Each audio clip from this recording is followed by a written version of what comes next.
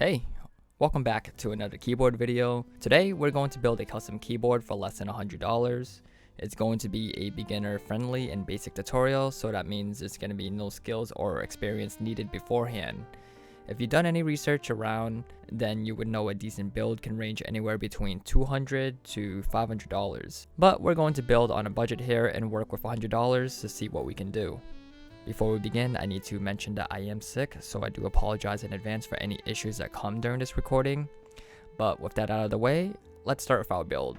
So I like to think of building a keyboard similar to how you would when it comes to building a PC. You're going to need your bare bones of components: your casing, your PCB, your aluminum frame, your stabilizers, your switches, and lastly, your keycaps. I'm going to show you a simple way to put all these pieces together without having to solder or go through any other hassle like that. So this box right here contains a keyboard kit, or what I like to call a starter kit. So the difference between this and a normal keyboard that you would have to solder is that this keyboard right here is hot swappable, meaning that if you were to put some switches on there, you can just insert it in and use it just like that. And if you don't feel like using these switches anymore, you can swap them in the future for something better. And it's fully customizable, so you have that ability to just change it whenever you want and continue to add onto your keyboard if you want to. Compared to a keyboard you need to solder, meaning that if you were to insert the switches into the PCB, this is not a good example. This PCB right here only takes optical switches, so yeah, it's a really cheap PCB. Some PCB only take certain switches, so this one won't take any cherry switches, unlike this one. This keyboard kit right here is a Geek GK61. Another really popular choice would be the GMMK by Glorious. A lot of people have been using that, and since keyboard kits have been more used in this day, a lot of people seem to use that rather than just building a keyboard from scratch. So if you are more interested in building a keyboard from scratch where you start with the bare bones and solder everything in place, put all the pieces together, then I can show you how to do that too, but in a different video. So inside the box, you'll get your USB cable, it's USB-C, and you get your switch and keycap removers.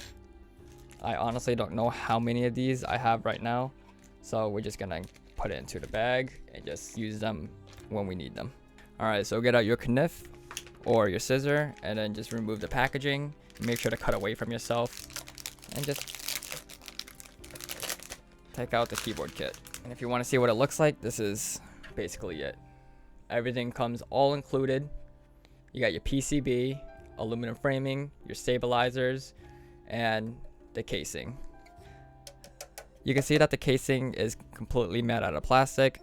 I usually like metal or aluminum casings, but they can range anywhere up to $100. But for what we're building, this is perfectly fine. If we want to in the future, we can always just swap out the casing for something else. Just because we have the parts right here doesn't mean that we have to use it specifically. You can always swap these out anytime you want. So this PCB right here does come installed with RGB lighting, and it has a 5-pin connector. If you were to get PCB mounted switches, there will be 2 indicators on the right side that you can stick through the holes right next to the middle, and they will mount right into your PCB to hold it in place. It just basically makes it more stabilized and secure. It's another way to fight against soldering, basically. Soldering just helps keep everything in place, that's all. So for this PCB right here, it'll take a vast amount of different types of switches. Cherry MX switches, Gateron switches, Kale switches, all that. 5-pin connector, so you don't have to worry about which type of switches you use. So this switch right here is a 3-pin switch. If it was 5 pins, then I will have 2 more on the side to mount into the PCB. But either way, this is usable. It's as easy as just clipping it right in. Just make sure you put it in straight. Let the camera focus first. I could just take it right here, line everything up, and just clip it in. That easy. It's ready to use. If you want to take it out, just take your switch remover. From the top and the bottom, there are little indents for a hole. Just make sure that's under it, under the switch, and then you could just pull it off. Simple. I believe this keyboard kit right here costs $40.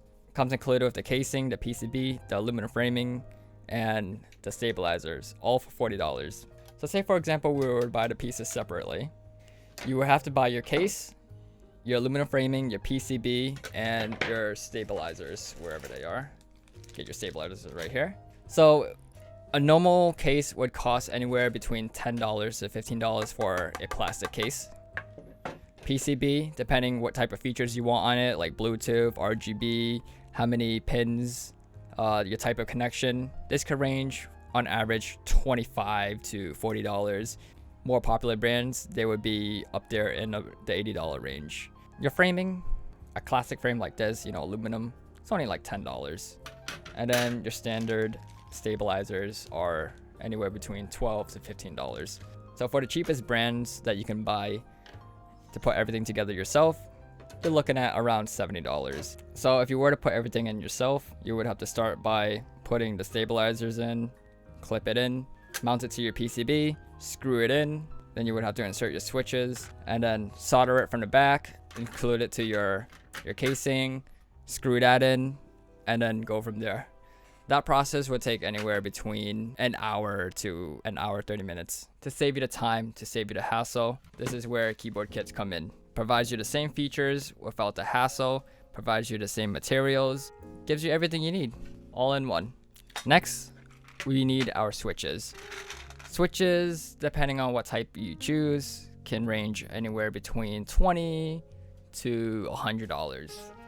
And since I didn't feel like buying more switches or new switches, I have a bunch of Cherry MX switches lying around. These are Cherry Reds. This is a pack of 70. You can buy, I think 70 for like $20. Better choice would be Gateron switches. They're pretty much the same price, a little bit cheaper. I didn't want to buy new switches, so I'm just going to use the ones I have lying around. So let's just add this to the total, $20 right here, plus the $40. We have spent $60 so far on our keyboard. Let me just quickly insert these into the slots, make sure they're in correctly. This process shouldn't take too long because you don't have to worry about soldering it in place. You can choose to lube your switches, but for me, that process takes way too long and I can't really be bothered lubing cheap switches like this. So this is just for an example. You can lube your own switches, but it's not necessary. There are a lot of switches that I do want to try out. I just bought some Jade switches not too long ago. They're fairly expensive. I think it's like around $4 to $5 for a pack of 10. So I wanted to try them out. A lot of people say they're really good. They're Kale brand. So they're Kale box Jades. So if something's not going in, it just usually means that one of your pins aren't straight and you just want to make sure. Never try to force it in, because then you're going to miss a slot and bend the pins, but that's not an issue. But just make sure if the pins are straight, it'll go in smoothly. If you're getting some feedback and trying to push it down, then you can tell that it's not inside the slots. Do apologize if some of the shots aren't in the frame. I have this new setup I'm trying to do where I'm recording everything in bird's eye view. I normally don't do these recording live. I typically record everything beforehand and do a voiceover and just script everything. But I don't know. I kind of enjoy doing things this way. It feels a little bit more natural for me. I don't think I put that in correctly. I don't know. It just feels a little bit more natural for me. This is something that I probably would live stream. Pretty fun to do, but maybe not for something like this, since this is just like as basic as it gets.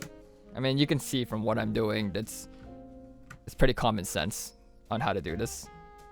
But I'm thinking about starting a schedule for my videos, because for the people that normally watch my content, you would know that I normally upload a lot of OSU videos, and most of my uploads are random. I don't have a specific schedule for them. So I was thinking of switching things up. I would upload videos like I normally would, but on Thursdays, I can make them specifically for like tech related videos. So if it could be like something keyboard related, tablet related, since that's all I've been doing lately. But I don't know, I want to expand and, try out different things, explore different techs, try out new products. I think that would be pretty fun. I've always wanted to review tech, and products and electronics more than gaming. I do enjoy gaming, but sometimes I get a little burnt out doing the same thing over and over, especially since I've been making OSU content for almost 2 years now. Yeah, 2 years. Pretty long time. And OSU is not really a popular game. We have a very small community, so most of the content is a little bit recycling, and you can't be as creative when it comes to content creation. So trying my best with what I got, and I do enjoy making content, but at the same time it is a bit challenging trying to come up with new ideas. So in the meantime, I'll pursue another hobby. So for example, keyboards, electronics, maybe do some product reviews, maybe even get into mobile gaming. We could even start like a mobile Monday. You guys have been telling me to try out these games. What is it? Shadow Legends or something? Raid Shadowverse? I don't know what it's called. I tried playing Pokemon Masters the other day. Couldn't really get into it, but I didn't really give it that much time. But I don't know. Do want to try out some mobile games, but really don't know what to play. So if you guys have any recommendations, we can start a series every Monday, call it Mobile Monday, and just try out random mobile games that you guys recommend. I'll go buy a capture card connected to my phone, and then we could just go from there. Thursdays could be Tech Thursdays, where we just review random products, try out like different things. How cool would it be to like get a drone or a helicopter and just fly it all around? I think you need permits for those though. And I live in a pretty populated area here in Boston. I would have to do it in a pretty private area. Can't go out into like the middle of the city and just fly a drone around. You're gonna get in trouble for that. Worst case scenario, they keep your drone and you get fined for it. But yeah, we're nearly finished with inserting all the switches. I think I put that in wrong. I just heard like a bend there. But yeah, I bent this pin, but it's not a big deal. You can just fix it using tweezers, pliers, anything. I mean, I can even use my fingers. And when you're finished inserting the switches, it should look like this. So what's our total so far? $60, right? We have our casing, the PCB, the aluminum frame, the stabilizers, and the switches all installed. And now the last thing we need is just our keycaps. So for $40, what can we get for keycaps? The most common choice for keycaps, the materials would be PBT. It's more durable, meaning that it's less prone to getting stained, scratches. If your fingers are oily, there's not gonna leave any imprints or anything like that. But compared to ABS keycaps, PBT is a more popular choice. We'll try to find some keycaps in here that are around the $40 range. But you don't have to copy everything I do in this video. You could choose whatever switches you want. You could choose whatever keycaps you want. You know, it's your keyboard. It's your choice. Make it unique to you. Okay, I think this one would be a good choice. These are... I haven't even opened them yet, surprisingly. These are edge translucent keycaps. So the printings, you know, the font and everything, the letters, the numbers are all translucent. But if I were to open this up, let me show you something cool. You can see that the edge has this line around it. That just means it's translucent, so the light can shine through the edges. And I have never tried these keycaps myself, so this is all going to be new to me as well. So let's use this for our keyboard. I think this would be pretty cool. This keycap right here, I think I bought these for $35. So yeah, that's within our budget. So in total, $95 for this keyboard. Not bad. Luckily, these are all in order, so I don't have to worry about scattering around and trying to find which piece I need. This is as easy as it gets to building a mechanical keyboard. Do some research, find what type of keycaps you want, and you know, try to make your keyboard look as unique to you. That's the best part about building a mechanical keyboard.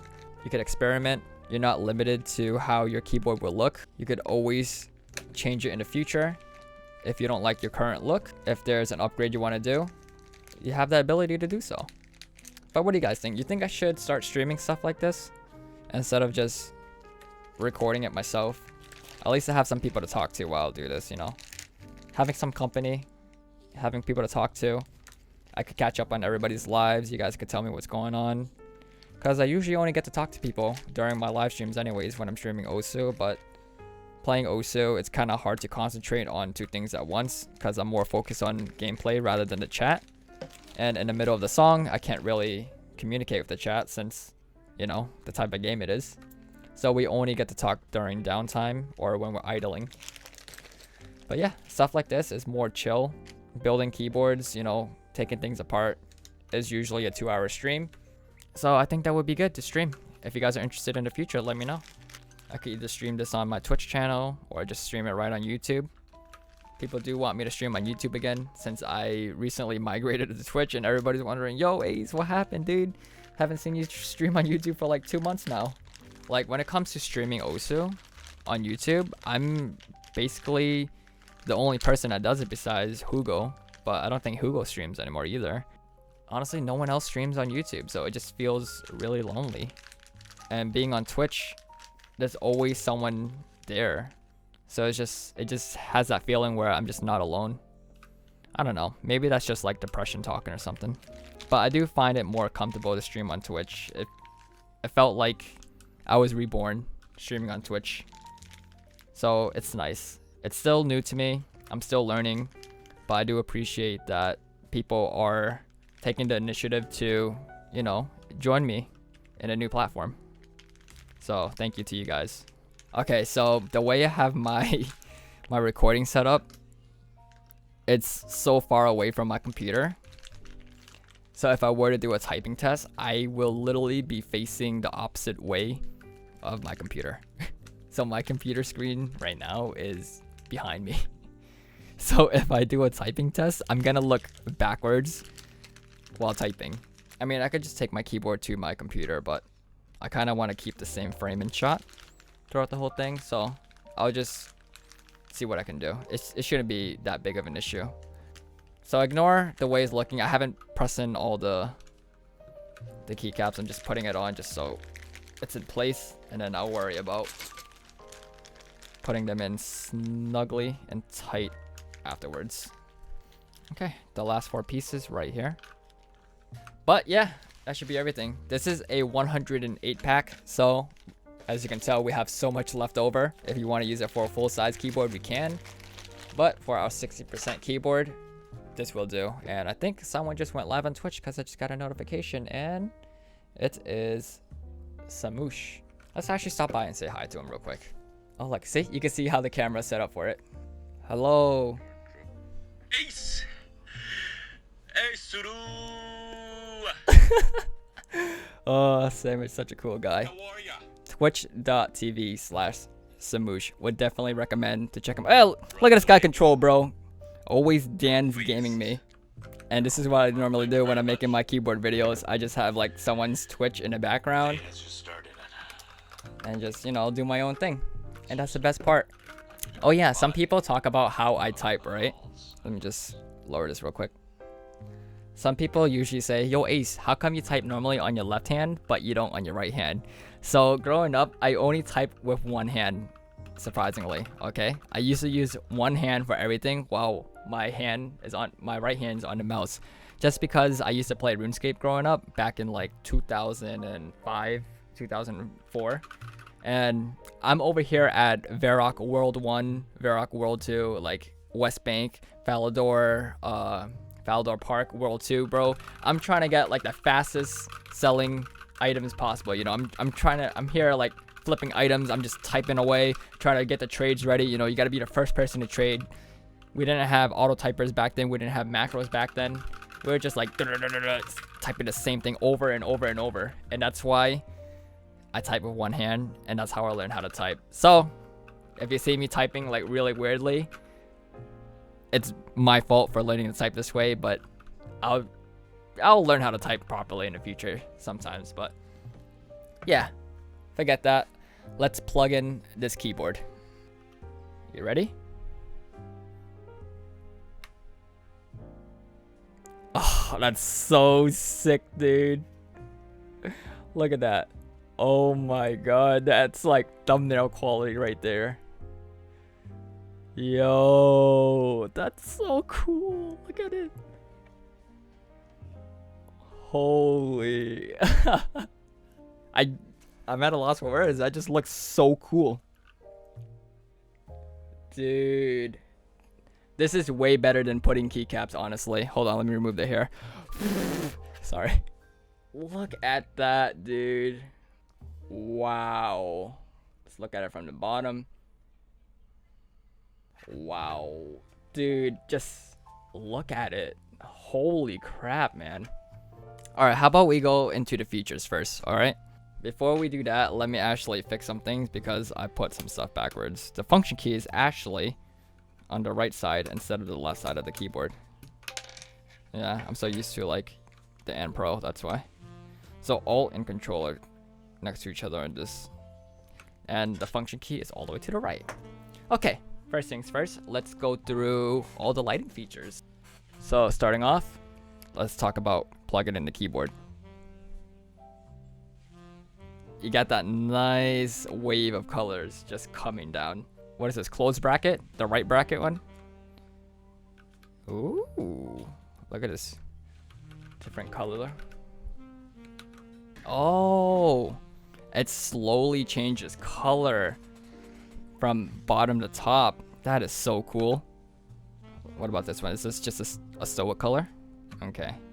Oh, this one is like, it's not breathing, but the color cycles. So FN plus this key right here. I don't know what this key is called. What is this? Oh, this is like, what is this called? Reaction? I don't know.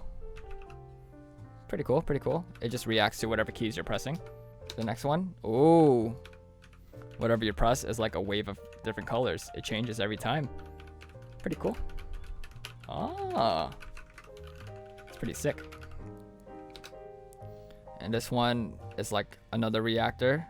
So to change the speeds, you just hold function and then like these two right here. So the left one is slower, the right one is faster. So you see? Let's keep it like a speed that looks normal, like that. That's like a pretty normal speed right there. Pretty nice. All right, next one. Oh, this one's like a visualizer. So I think, does the sound come from the bottom? I don't want to scream into the mic, but let's see. If I were to tap like the sides, right? Okay, the mic is like somewhere. I tried. All right, you ready? I'm literally breaking my neck trying to type this right now because my monitor is like right behind my head. Oh shit, already made a mistake. It's okay. Ah! Yeah, I don't think this is doable.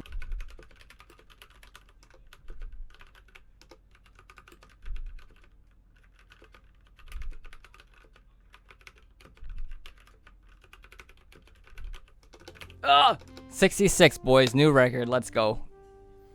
That was probably the worst we've ever done, but you know what? I'll take it. That's all we care about. That's your typing test right there. You probably couldn't hear it because my microphone was like 100 feet away from the keyboard, but at least we know the keyboard is fully functional. Everything works. I mean, we built this for what? $95 in total. $60 for the keyboard kit. $20 for the switches, and $35 for the keycaps. So in total, $95. We could have went for cheaper keycaps, you know, like some $15 variant ones. Could have saved even more money, but you know what? Our very own custom mechanical keyboard for less than $100. So, hope you guys learned something new. I know it wasn't really informative. It was mostly me just rambling on about random things about my life. But I hope you guys enjoyed this video. So all these components right here were picked up from Banggood. If you guys are interested in picking up any of these components yourself, then I'll leave all the links in the description below. I'll also include a coupon sheet in the description as well. Basically, you can skim through it. There's coupons for almost any type of products there. Just search for specific keyboard brandings or, you know, accessories and components. And you could save anywhere up to like 20 to 25% off. So this could literally cost you like $50 or $60 if you find the right coupons. But that's everything for this video. If you're interested in more builds like this, let me know. I can either record it in the same format, do it live, do a recording, and just ramble on and talk about random stuff. Or I could just live stream it and we could just chat in real time. Even better, huh? But yeah, thank you everybody for watching this really scuffed video. And I'll see you in the next one. Thanks for watching.